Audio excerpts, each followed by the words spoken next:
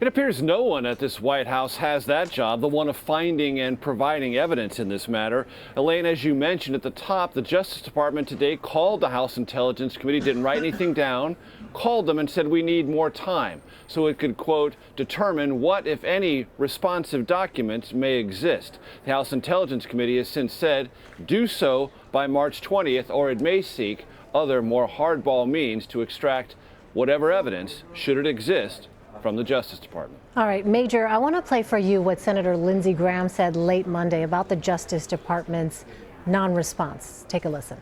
No, the Department of Justice has not. I'm getting very ill-tempered over this. I expect them to take some time, but Judiciary has control over the FBI, oversight. So I've said, okay, let's keep the committee process in place, regular order. So if the FBI runs over to the Intel Committee and they testify there and they don't respond to my letter, I think that's a mistake because the FBI is under our jurisdiction. All right, so he says he's very ill-tempered over this. March 20th is the new deadline here, Major. How much pressure is there? March 20th is not that far away. Right, not that far away, and let's translate that for our viewers. What Lindsey Graham is saying is, I sit on the Judiciary Committee, and it has jurisdiction over the FBI. What the FBI doesn't do, it has some influence over the FBI budget. So I'm telling you, FBI, led by Director James Comey, you might want to expedite this process. If there is no evidence, say so.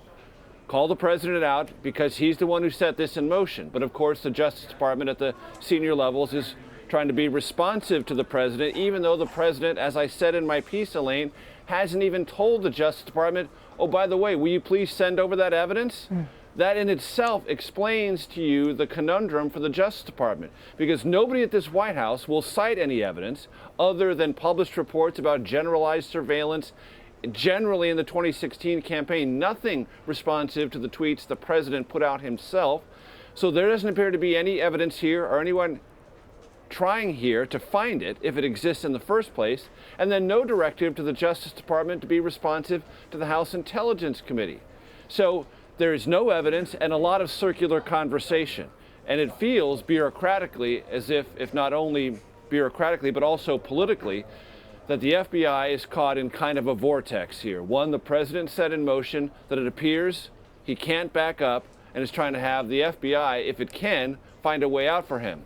But the evidentiary standard here is clear. Either you have it or you don't. And if you don't, you're going to have to pay a price.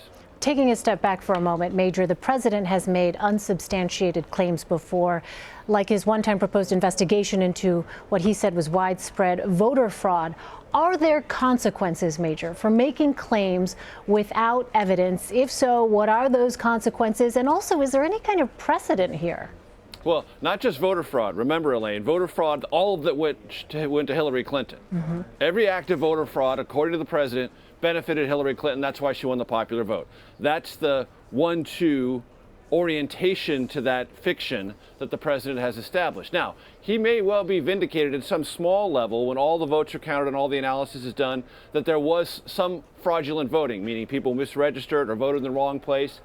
But he will not be proven right, either in the number or that it all went to one side of the political column, meaning all Hillary voters. So, well, you asked me what are the consequences? Well, the consequences for any president are your credibility is your most important political asset. And with that credibility, you can move votes in Congress, you can move public opinion, you can reshape legislation, you can even reshape impressions of America and its projection of power on the world stage. Every time a president, intentionally or unintentionally, degrades that credibility, some of that political clout is lost with it.